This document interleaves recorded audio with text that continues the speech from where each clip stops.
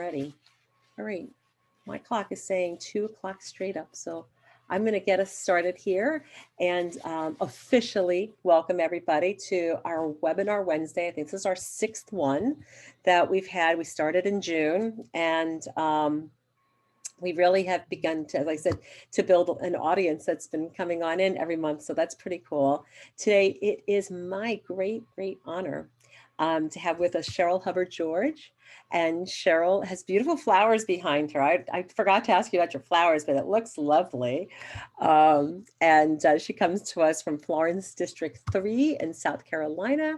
And we're going to have her come on in and start with us in just a moment.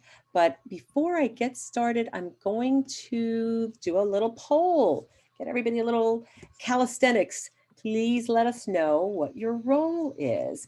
Are you a classroom teacher in gen ed or in special ed, a transition coordinator, a CTE or career prep, an administrator, or if it's something other than that, go ahead and enter it into the chat.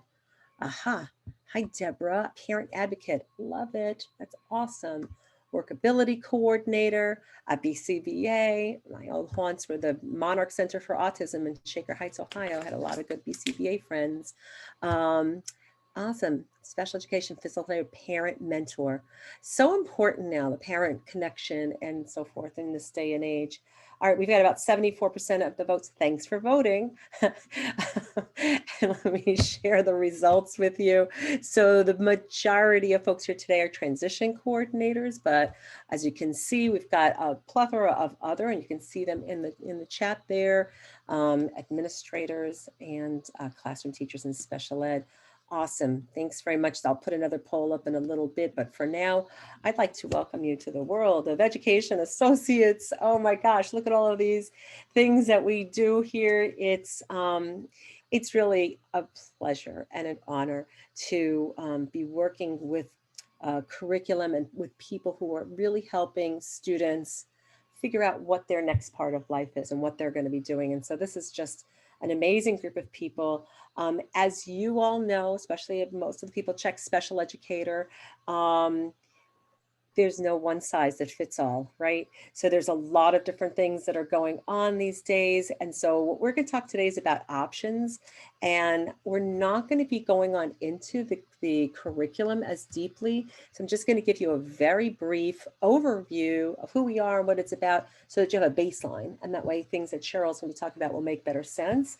But at Education Associates, we're really super proud of the work that we've been doing for over 40 years. And I haven't been here for 40 years, but the CEO and our chief academic officer and other folks have been. And I think we have stood that test of time because of a real adherence to hands-on approach for learning careers and life skills that are so important. We've embraced things like evidence-based practices and universal design for learning. And there's always an integration between both integration to the curriculum, to academics like math and English language arts, as well as to career and technical ed. You don't have to take my word for it. Plenty of evidence from folks like the Department of Ed and National Dropout Prevention Center and others, including this year, something we're super excited about. We got a full endorsement from the Council of Administrators of Special Ed on our adapted curriculum. And so we're really excited about that. And briefly, we have both our project discovery career readiness curriculum, as well as achieve life skills for fostering independent living skills. And there are a number of different types of skills that are within there. In the project discovery, we have over 73 hands-on kits, real tools for real jobs, and covers a number of different types of careers, both knowledge-based and competency-based, as well as an adapted series for students who are more severely and profoundly impaired. In the life skills curriculum, we have 4 different series with 62 different titles that are in 4 great topic areas: job prep and employability, independent living skills, and self-confidence and social skills, as well as health and nutrition. So literally, this is all I'm telling you about the curriculum. If you'd like to learn more about either of these, I'll tell you at the end how you can find out more. But without further ado, as I said, it's my great pleasure to welcome Cheryl Hubbard-George, and she's a director for exceptional children at Florence School District 3. And Cheryl, I just loved when I found this last little logo down at the bottom, educating all takes all. I love that. That's really a great mission and a great vision from Florence 3. Tell us a little bit more about your role there. So, good afternoon, everyone. I'm gonna tell you about my journey in special ed first, and then I'll go into like kind of stuff what I do here. So, I'm originally from New York, and while I was in New York, I worked at one of the largest high schools in Brooklyn, and I did a lot of dropout prevention programs and strategies for that population. It was a very effective program, but it was grant funded. So once we achieved our goals, like most grants, we fade away. So I moved to South Carolina and I was working for the Department of Drug and Alcohol Commission. I was doing prevention programs for all kids ages 6 through 21, just getting those kids the background information to prevent them from engaging in drugs and risky behaviors. And then I had a great mentor who was a guidance counselor who said, "You really need to go into teaching." And I said, "Absolutely not." But kicking and screaming all the way, I went through the program. I was a self-contained teacher for a small high school. I like to call it the little high school that could, because literally the school went from underperforming in three, historically underperforming, to really being on target through great leadership.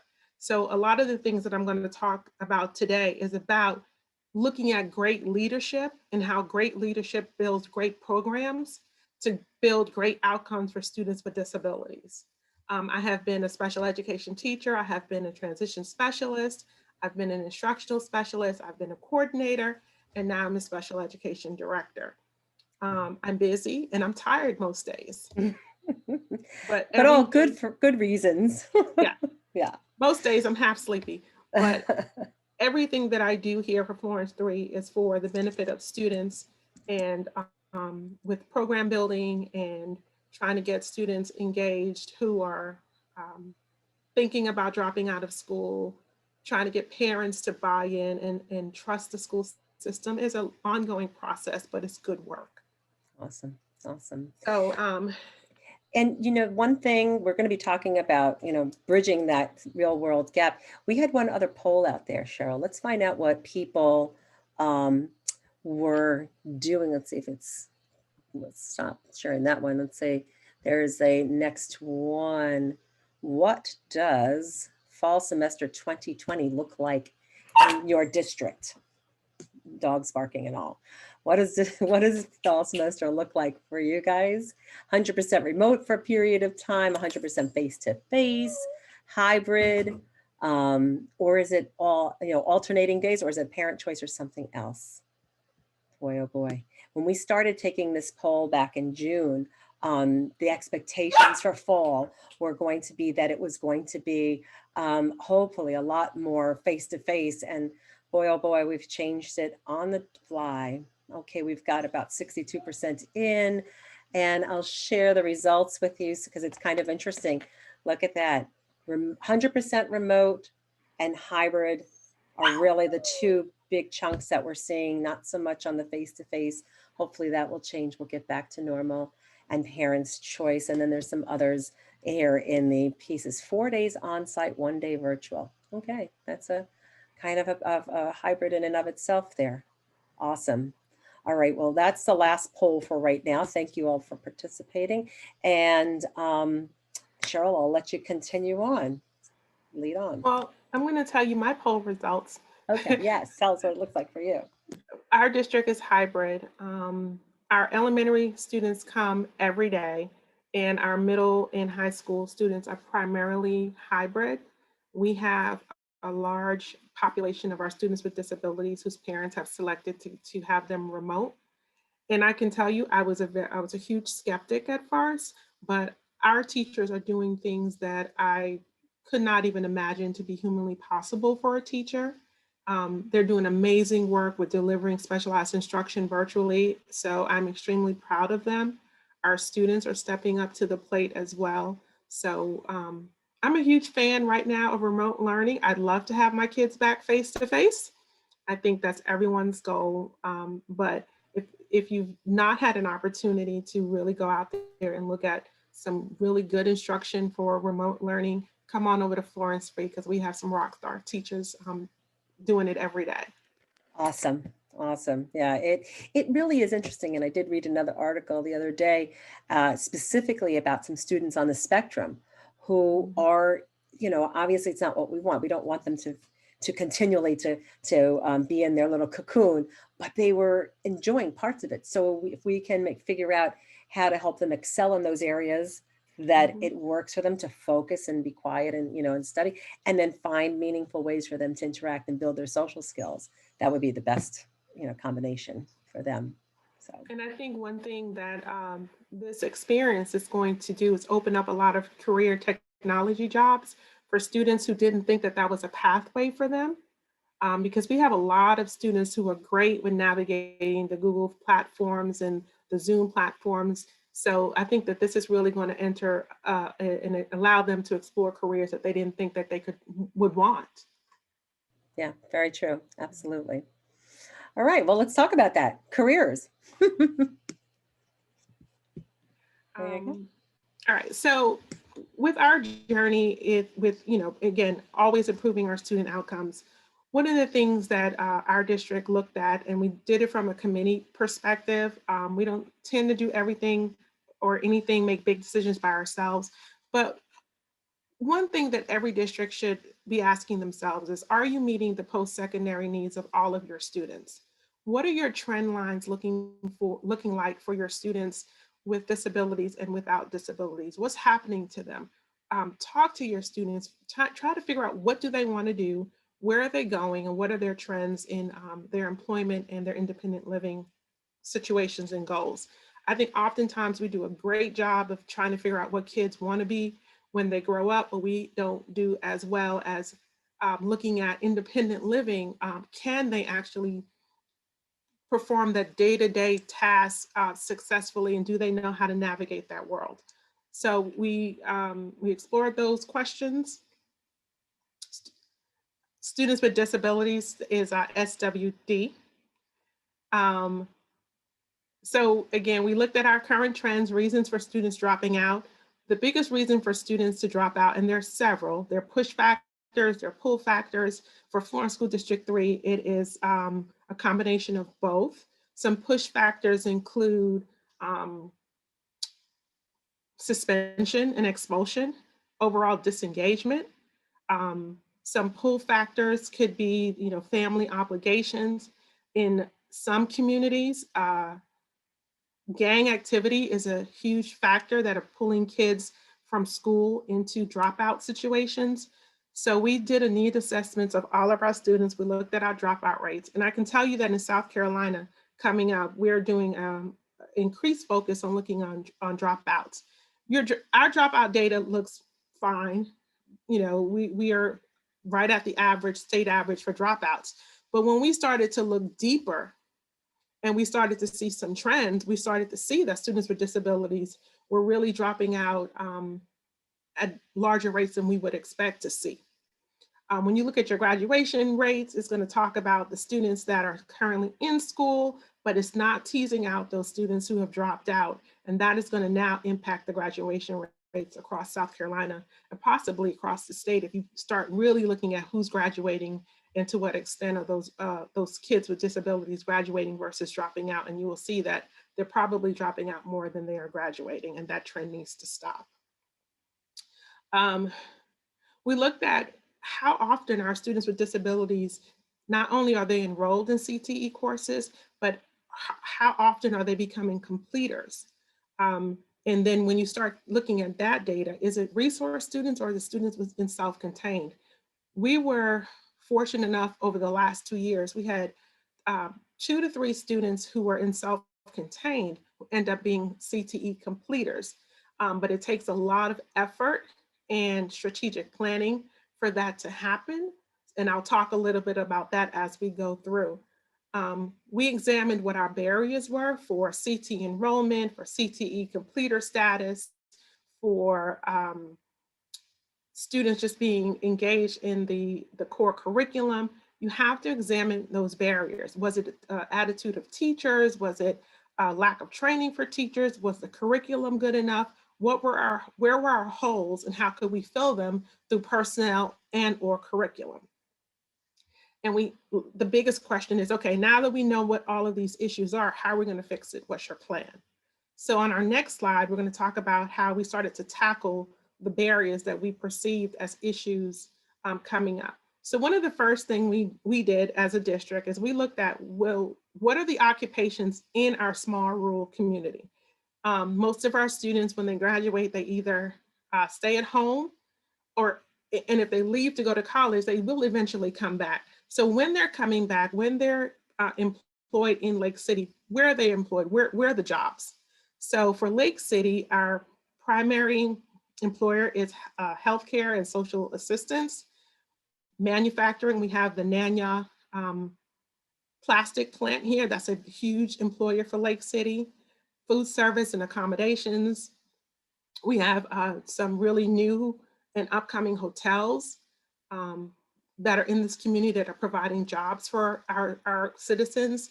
And we have a lot of retail shops that are providing employment for our students. And the reason that you want to do this type of work and get this data is so that when you are looking at the jobs that your students want, you're looking at what's available in your community, how can you provide opportunities, whether that be CTE courses, or for us, it was adding the project discovery curriculum.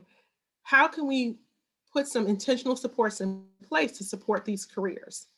So you have to do, and you should do, a needs assessments of your community and figure out what are your post-secondary goals for the majority of your students and what jobs are available today in your community. And then also look at the trends, what's happening, what's coming into your community that may change some of this data within the next 4 to 5 years.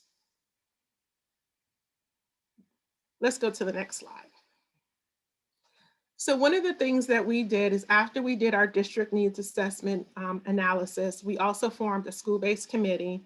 We had special education teachers, school-based administrators, our job coach, myself. We had a representative from CTE who was our CTE director, and we had our guidance director as well. We formed a committee and we started to meet at least monthly to talk about things like, what are the concerns of our CTE teachers and where are the barriers to help increase the CTE access as well as completion status.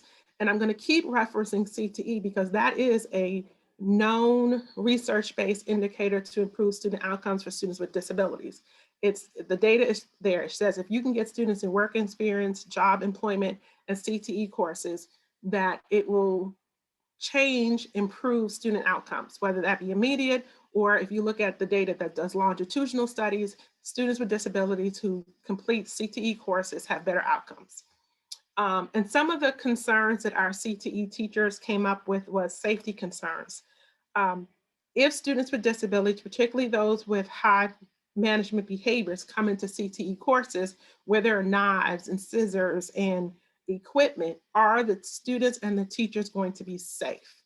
You have to address those concerns because those are legitimate concerns. And we came up with strategies, whether that be teaching soft skills, teacher training for behavior intervention plans, behavior strategies, teaching teachers universal designs for learning. One thing that also came up was that CTE teachers are not traditionally trained teachers. So, and they're certainly not special education teachers. So one thing that we immediately stopped was I call it drop and drive support, where the special ed teachers go, they drop off the accommodations, they give a brief overview of what the student needs, and then they drive by, they leave. We no longer do that. Our goal is to have ongoing collaboration and communication between our CTE instructors and our special education teachers. We're talking about monthly meetings. Before COVID, We were meeting every month to talk about students, their goals, their progress, their barriers, things that they needed, their grades. We are certainly doing intentional plans now to do it, if not every month, to at least do it quarterly, so we can, again, look at our students and know what they need. We do it at the beginning of the school year. Um, we address the elephant in the room. You have to address the elephant in the room, because progress is not going to happen until people are honest about what they're feeling. And special education teachers have felt that they don't know the CTE content, they don't know the scope and sequence, they don't know the vocabulary. So for them, they have to collaborate in order to help the special ed students that they support. On the other side, CTE teachers had a hard time knowing how and when to modify curriculum. They had a hard time identifying those behavioral strategies. They had a hard time, if not at all, knowing what even universal designs for learning was. They had a hard time um, before our training understanding what high leverage practices are. And I think the overall themes were, what's good for special ed is good for all kids. We had to overcome that, oh, it's the special ed kids, they're the ones that struggle. When we looked at the data, no, you have pockets of gen ed kids that are struggling just as much. Let's talk about that, because, sometimes, and the research support that attitudes and perceptions can either be a hindrance or it can be a positive impact for students. So if you have some teachers who have low expectations, or they feel as though off from the beginning they can't support students within their classroom, it's just going to be harder. So those conversations need to be held. Sometimes they're not easy conversations to have, but they're conversations that need to happen. And again, we looked at our dropout rates, and we identified our push and pull factors. In our district, we had a large majority of special ed and general education students who had experienced a great deal of trauma. Trauma in terms of, seeing the murder of a loved one. Being in foster care is trauma. Students that were coming back from correctional facilities, that was trauma. So we had to figure out, how do we support those students in their varying needs? And one of the things that we did is we pulled in our mental health partners, both the Department of Mental Health, and we also invited an outside agency who is now an ongoing partner, because our parents in this small community were not always receptive to the Department of Mental Health. And we wanted to give them options and remove that barrier of, I don't like mental health, I've had a negative experience with them. So, okay, this is not a mental health provider, this is another provider. Here are your options to get your student and possibly yourself some mental health help. And that partnership has happened for the last 2 years. It's extremely powerful. Our data is changing in terms of our behavioral data, and it was changing before COVID. We went away from, in our high school, we had consistently students with discipline issues that now were supported. We implemented PBIS in addition to social emotional counselors. So we had a great investment in mental health services. We intentionally are talking about soft skills support, and through the curriculum, we have developed a plan to have students get that soft skill instruction that they need. CTE teachers in South Carolina, they have options for courses that they can take to be certified. One of the questions that we have for our CTE teachers is, well, why aren't you taking the special ed course? If that is the one group of students that you struggle with the most, why aren't you taking the class? And they said, because we thought the class was hard. So again, through conversations and pre-staffings and professional development, we are now seeing more of our CTE teachers wanting to take the special education introduction courses than we would in the past, because we have alleviated that barrier. We've reduced it. That class is not hard. It's the same as any other class. And the classes that they actually were taking was like students with poverty, which is a great class. But if you are identifying that students with disabilities is your most challenging population, then that really should be the class that is priority for you.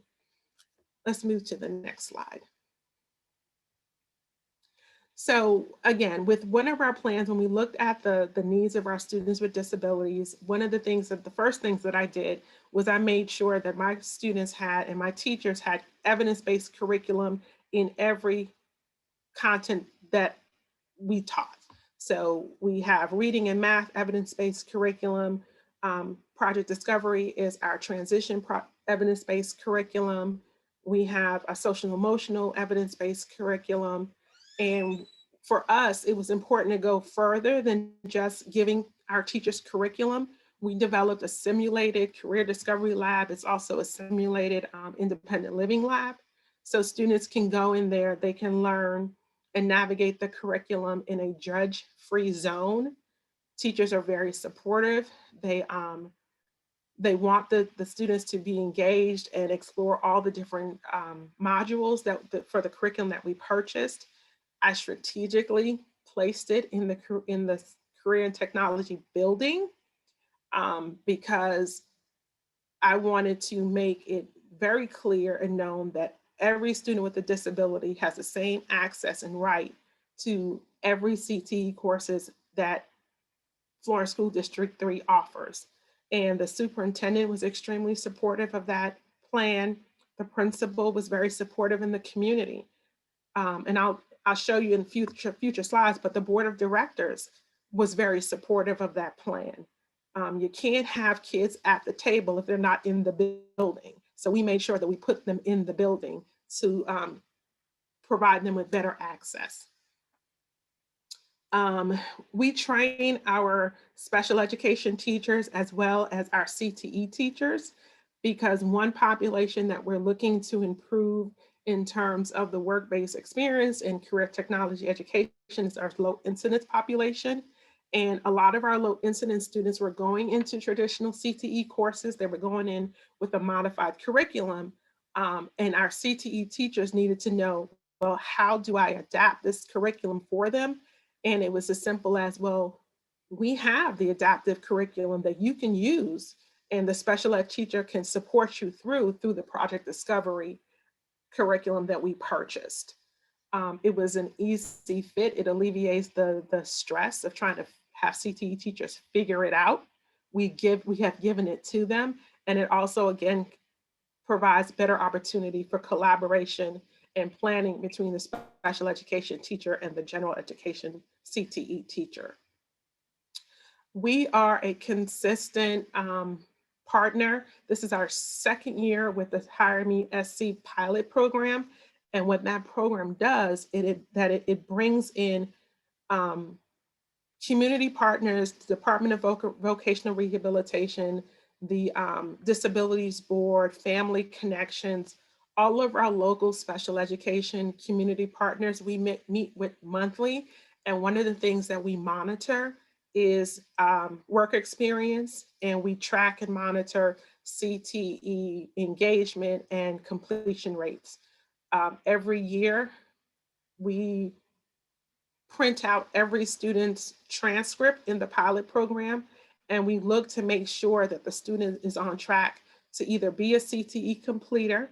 If they've had a class and it matches their post-secondary goal, we'll make sure we're intentionally planning for that student to go into the next class so it's not overlooked. We're intentionally planning for that student to also have the support modules through Project Discovery that matches that CTE course, so they're getting double dosages of the CTE exposure.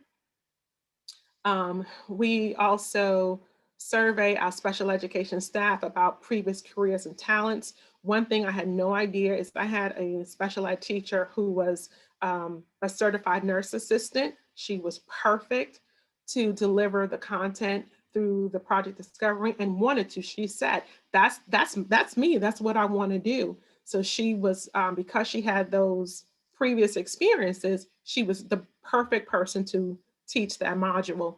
We had another teacher special ed teacher who was in her former life, she was a waitress. So for her, the table setting module was perfect for her. She owned it, she wanted to do it. We have an instructional assistant who's a certified hair and nail stylist. So perfect. We're building on the talent for the teachers within our district because, yeah, they did have other careers before they came into teaching. So we do our survey. We know what our teachers want to do. We know what they are experts in outside of education, and we pair that to make the instruction better for our students. We can go to the next slide. Again, professional development is the key. It has to be specific, targeted, intentional, it has to be ongoing, and it has to be honest and open communication. Um, there's so many diverse needs within a special education population. CTE teachers, general education teachers have to feel as though they're continuously supported and that they have someone or a multitude of people that they can go to and have conversations and say, I don't know how to teach this. Can you help me? The same thing with special education teachers. I don't know how to teach your content. Can you help me? Can you tell me what the vocabulary is that you're teaching in the next unit so I can front load it to my students? Can you tell me what's on that industry test so I can prepare my student for that exam? What are allowable accommodations for that exam? Let me get that ready for my students. So again, it has to be ongoing collaboration and communication. One of the things that through Perkins 5, it helps us to provide some intentional planning for our middle school through career exploration and pre-CTE exposure. So again, it's a conversation with our CTE director. What's happening in the middle school? How can I help you? We have an alternative school. So one of the things that we're intentionally focusing on this year also is pairing our alternative school to make sure those students have additional opportunities in employment and job readiness. I don't know from your districts, but in most districts, a lot of districts, the students that are in the alternative setting happen to be special ed as well. You have to figure out how can I tap into them so they don't end up being another dropout, another disengaged student. So in my belief is if you give them the coursework that is relevant, important, meaningful to independent living and through to careers, they will be more engaged. If you also add on top of that mental health services that many of them may need, they will be more engaged. If you add on top of that a mentor that they can check in and check out with, they will be more engaged. One of the things that we did too is that we connected with our industry and community business partners. So anytime that we have an event that we need either grocery supplies or anything, we always reach out to them and we say, hey, this is what we're teaching in class. These are some of the things that we would really feel could benefit your company in terms of exposure and support. For example, our local IGA, when they found out that we were doing the grocery inventory and stockpiling, they donated all of the canned goods, dry goods for our Project Discovery Lab so the kids can know how to stock shelves, label shelves, look at expiration dates. We didn't have to buy a single thing. It was all donated from our community partners. Definitely want to promote mentoring opportunities. Students who have a talent, pair them with someone in the building who has a talent as well. So for some of our kids, we had a student who was a really gifted artist. So we wanted to make sure that he was paired with a mentor who had the same passion about art and art in the form of an actual sustainable career. We use our soft skills and adaptive skills units with our students because we all know the breakdown for many of our kids is that soft skill instruction, though that's soft skill mastery, but we make it relevant that it's not just soft skills in school. This is how you use it in the community. This is how you'll use it in a restaurant. This is how you'll use it at church. This is how you'll use it when you have to wait in long lines to vote, when you're ready to vote. Those are the soft skills that are needed. And one thing that I think a lot of districts don't do well enough is to make sure that their board of directors is informed of what's happening with special education. I have a very active board of directors and they have said, well, you never invited me to come see anything. So now I invite them to everything, literally everything. And they are more than happy to come and support. And I'll show you pictures of what that looks like. but your board of directors have family members that are who have a who have been disabled, may have children of their own who have IEPs. Let them know that you are out there advocating and you want their support for some of the off the wall initiatives that you may want to put into place at schools. Because sometimes, what do you mean you want to put, a career discovery lab in this brilliant, nice new CTE building? I do. And this is why, and this is the support that I need from it. So reach out to your board of directors. Even though many of them may be kooky and crazy, they still will probably be one of your biggest champions, because I, to myself, thought that. But I tell you, our board of directors are the biggest champions. So I wanted to tell you also that we looked at, for our CTE general education courses, I was I was actually the only member of special ed on the Perkins 5 needs assessments committee within our local area.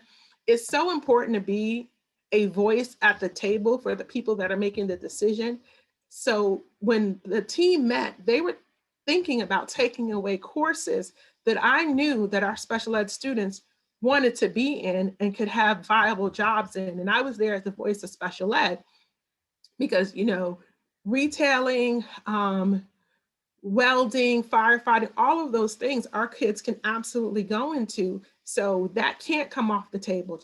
Childcare can't come off the table. Nail tech can't come off the table. And when I looked at the project discovery, I tied each of the modules to what was happening in our regular education CTE courses to, again, start chipping away at those barriers to say, nope, I got an app for that. I have my project discovery, adaptive levels. I have the beginning levels. I can make sure that the student is prepared before they come to you. So if your CTE committees and directors are meeting and you're a special education administrator or teacher, have a seat at the table. You have a lot of valuable information to share with that committee. We can go to the next slide. So as I said, this was one of our open house. Anything that I do, I have a press release, the news, either print or media, because again, it's not about just your local community. You want to branch out and brand everything that you're doing. So we had the local committee, the local news come in and do a story about our project discovery, career discovery lab. This is every teacher throughout the district and our board of directors was invited to come in. They were able to attend and complete mini lessons and mini modules because we want to make sure that everybody in our community knows and supports what we're doing. All right, I think there might be one more slide we can go through. I think we're so I've talked enough. Yeah, I am just thrilled, Cheryl. There's so many aha moments that I just had, and I wonder how many people here have had some of them as well. I particularly really advocate for this. Oh my goodness. Just, sometimes we don't do a good enough job of kind of tooting our own horn. And most districts now have like a public relations officer or somebody who's doing they are desperate for good news stories. That's what they want to put on out. So you've just got to put it to them and they'll get it out into the channels and so forth. In one of our recent newsletters, we also wrote about now during COVID, social distancing and everything, that it could be a really cool thing to do a community kind of a career day via Zoom and let the students kind of get on up there and maybe talk about or share something that they made or did or things like that and have like a little virtual career day fair. But I love this. I love getting on out there and making sure folks know what it's about. Okay, so my big wow, which y'all may have heard even like through the chats and everything else, was the CTE teacher who said that they thought the special ed classes were going to be hard. Yes. They legitimately thought that the special ed introductory course was going to be hard. Wow. And I think, again, they aren't familiar with the language. And Mhm. that language and those acronyms and all that good IDA and, all Right, that stuff can be very intimidating. But right. we started meeting monthly and can chip away at that, it's like, oh, this is not hard. I got this. I got this. Exactly, exactly. And it's interesting. I had met a superintendent and his assistant sup last fall at a conference, and they were talking about their CTE program. And I raised my hand. I said, "So what's the criteria for students to get in there?" And he said, "Well, they have to have a ninth grade reading level or better." And I said, "Well, that kind of leaves out all of our kids." And so it was really interesting. You said that the project Discovery helped alleviate the stress for those CTE teachers on how do I how do I take this lesson That's right. on retailing or carpentry or whatever it is? How do I differentiate it for different kinds of learners? And so that took that stress away for them. It did. Because no one wants to do, listen, educators are already busy. Yep. So if I can give them something that's already created for them and just say, this is how you do it, even the special ed teachers who are used to modifying stuff for gen ed, if I can say, hey, go to page 5 and see if this works for you, Yeah. it's just, to me, it's more impactful. It's definitely more time friendly, Hmm. and it can provide better supports. Oh, I know that the team at Education Associates is gonna love to hear that because they've stayed up nights writing all that curriculum Yeah. to help it get that way. And it's true. Like I always say about the curriculum, it's really all thought out, like that tomato sauce. It's in there. It's all in there. They figure out all the pieces, but it's not so scripted that you can't Right. make it fit your expertise, your situation, hybrid, remote, not, or the students you have in front of you. So you're not sacrificing fidelity of implementation by making it your own, but you're also not, up at night till 11 o'clock in the morning looking Right. for pictures of hammers and nails to teach vocabulary and carpentry or something. Yeah. And I want to say and share with the audience that, my priority target audience was those students who were not going to be on a high school diploma. That was my priority. Our students with, severe autism, our students with cognitive disabilities on alternative standards. That was my first and foremost target audience because we need to do better for those kids. So this addresses their needs, but it also addresses those students in resource as Mm. well. It has it to me. It is the continuum of services for all of the students in terms of career exploration and career readiness, as well as independent living skills, um, and just good community citizenship skills that our students need. So I Mm. don't want anyone to think that it's just a one size fit all. It isn't. Right. It really can support all of your students in very unique ways, which is what they need, something that can support them in very unique ways. Yeah. Yeah. Yeah, very much so. And that kind of made me think again about when you were talking about trauma, right? And that because it's not just the special ed students who've experienced trauma. It's right now, it's just about everybody. Everybody. It's It's you, everybody. it's me, it's Yeah. my dogs here, everybody, because we've been traumatized by this fear of COVID and how do we, operate and keep each other up to date and everything else that goes along with it, fear of bringing home the illness to loved ones. But you mentioned the logical things like experiencing or seeing violence in the Mhm. community or um, even the fires in the West and the hurricanes in the South, all of these things, plus COVID, make us all really informed. And so trauma informed practices. You said that there was a level of that within the certification for teachers in South Carolina, or So it not necessarily well, it should be, okay, but our district definitely has a position that we want to be trauma informed. All of our educators, we want to be trauma informed, and we want to employ trauma informed practices. So one of the things that we had to do was acknowledge that we are not the professionals to deal with this amount of trauma. hmm, So we had to call in those people who can right, train everyone, um, on those best practices to work with students who have experienced trauma. And I want to tell you that one of the things that we did really well this school year is for the folks that are out there in California, we used the UCLA COVID quick screener for all of our students to figure out how, in terms of just COVID alone, how much of trauma did that present to our students? And then we were able to get put our kids in tier 1, 2, and 3, and those kids who were in the tier 2 and 3 section for the COVID trauma alone, we have supports for them. And it's a free screener. You can Google it. Okay, so UCLA, quick screener regarding COVID trauma 19. because of COVID-19. Okay, I've got that on my notes. I hope everybody else does too. I'm definitely Googling that when we're done. Really important because there are things that, you normally kind of do when students present with certain situations. A student comes in and they full of anxiety and they don't want to do their work, or they're showing emotionals, and we say, oh, come on, toughen it up. You can do it.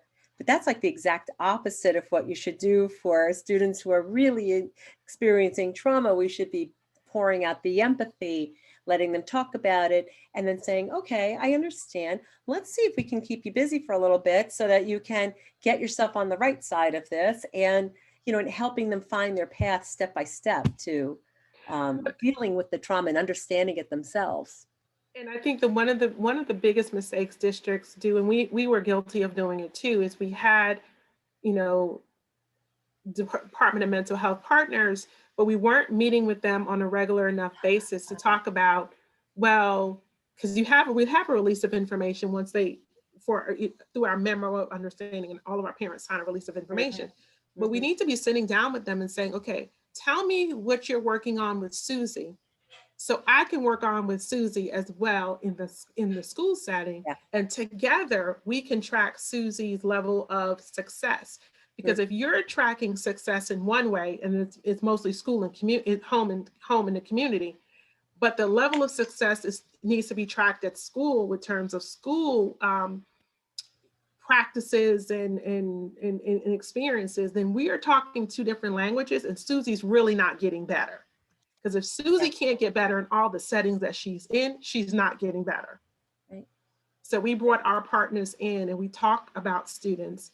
And we also realized, again, mental health is not a one size fit all. Just because your Department of Mental Health, you have a memo of understanding with them, does not mean that it's going to fit for every parent within your school. Right. So it has to be like Burger King. It has to be like McDonald's. You have to have a menu of options for those parents. Wow, I love that. That's awesome. So you've got a lot of different entities working together: special education, CTE, Department of Mental Health, and mental health experts. One of our participants wanted to know, as you were putting this together, how did you finance this? What type of funding did you use for it? Just in general terms. I'm sure there's local funding that might be different, but what did you use to get funded? So at the time when this project came about, South Carolina was lucky enough that special ed had, it was called the MFS Tier 1 and 2 funding spending plan. It was an agreement between the feds and the state that because of what X, Y, and Z, we got all this extra funding. So it was allocated down to different districts. Some districts got one pot, some got two, some got three. I got two pots of money, close to $900,000. And I was able to utilize that money to just build programs and improve outcomes. And I'm so glad you asked me about that, because with that money, I was able to do 3 sensory rooms.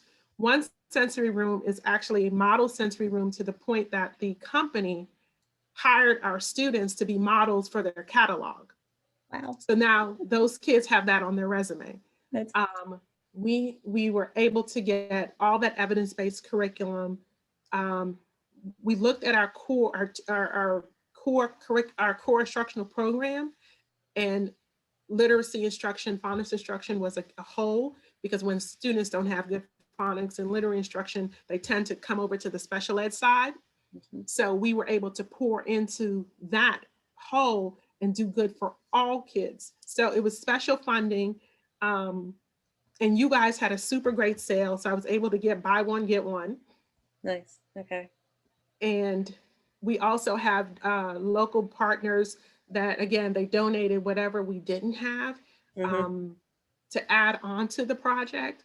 I will say that if you don't have the luxury of having special funds, write a grant. Yep. It's not going to be that hard. Get someone really like in your district office who's used to writing grants, partner Mm-hmm. with that person, write a grant, because it's going to be hard at first in terms of probably time, but it's the one good thing that you can do for your district to get your kids in a place where they need to be. We just had the State Department come in 2 Fridays ago, and it was so good for them to say, I've looked at your data. You guys are in a point right now where you are going to do great things. Just keep going this way. So our data has changed over 5 years, and it's really good that our State Department partners can see that our data is changing in a positive direction. Is it perfect? Is it where we want it to be? Absolutely not. But we're moving forward and not backwards. Absolutely. And that's really the, that's kind of your little litmus test, kind of tells you, are you doing it the right way? And then you just kind of put that aside and go with your heart, because you can see it from the students, and you can see it in pictures like this where people are coming together to solve something. And you're right, you can write a grant, you can look at partners in the community and talk with them and see, what they can do. You mentioned new hotels in your area. I know Marriott Corporation does an awful lot, as well as whatever Giant Eagle is called in your neck of the woods, and Costco and Home Depot. So there are some big name labels out there, Mhm. and I think they benefit. There's probably some, good tax benefits to them to be donating and supporting schools and so forth, as well as perhaps building up a pipeline of people who will work for them. Wow. Any last closing thoughts? Oh, she's got a noise that came on in. So she said, hold on one moment. I'm gonna let you hold your closing thoughts because I want to be time sensitive here. I'm gonna come back to you in a moment, Cheryl. While she's taking the call, or wherever it is that's coming in alongside of her, thank you to whomever reminded me to put the closed captioning on. I apologize, we forgot to put that on at the beginning. A couple of things where you can come and find out more. On the bottom of every one of our web pages at Education Associates, there's a place that looks like this red box here that you can sign up for a newsletter, and we always have something new. This is from this month, from last month. We're now in November, which was National Dropout Prevention. So lots of good tips there, as well as the one before it. I think you can get some past issues there. We also have a spot, and I circled that URL at the top, so you can find it right on our site. Remote learning, we've got tips and tricks that we've gathered from people about how to use the materials in a remote and hybrid fashion. There's also a place on each of our pages where you can download an interactive preview kit, so you can take a look at it a little bit further and get a better sense. And then this webinar, we call our Webinar Wednesday. This is our November one. The next one is on December 2nd.